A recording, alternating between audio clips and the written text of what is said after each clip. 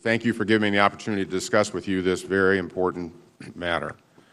The Chiefs and I are in complete support of the approach that Secretary Gates has outlined.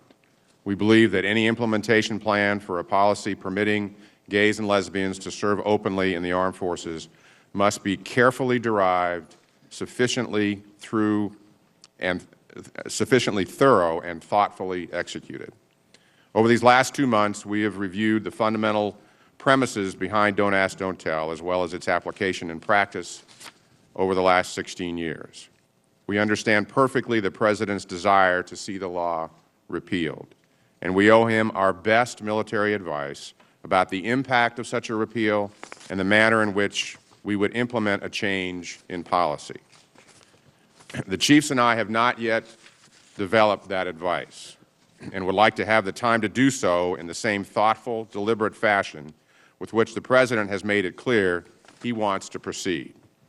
The review group Secretary Gates has ordered will no doubt give us that time and an even deeper level of understanding.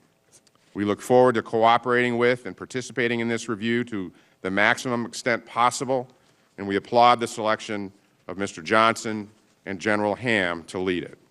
Both are men of great integrity, great experience, and have our complete trust and confidence. Mr. Chairman, speaking for myself and myself only, it is my personal belief that allowing gays and lesbians to serve openly would be the right thing to do. No matter how I look at this issue, I cannot escape being troubled by the fact that we have in place a policy which forces young men and women to lie about who they are in order to defend their fellow citizens. For me, personally, it comes down to integrity, theirs as individuals and ours as an institution.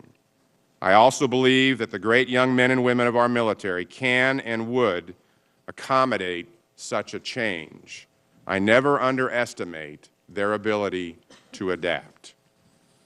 But I do not know this for a fact, nor do I know for a fact how we would best make such a major policy change in a time of 2 wars. That there will be some disruption in the force, I cannot deny. That there will be legal, social, and perhaps even infrastructure changes to be made certainly seem plausible. We would all like to have a better handle on these types of concerns, and this is what our review will offer. We would also do well to remember that this is not an issue for the military leadership to decide. The American people have spoken on this subject through you, their elected officials, and the result is the law and the policy that we currently have. We will continue to obey that law, and we will obey whatever legislative and executive decisions come out of this debate. The American people may yet have a different view. You may have a different view. I think that's important, and it's important to have that discussion.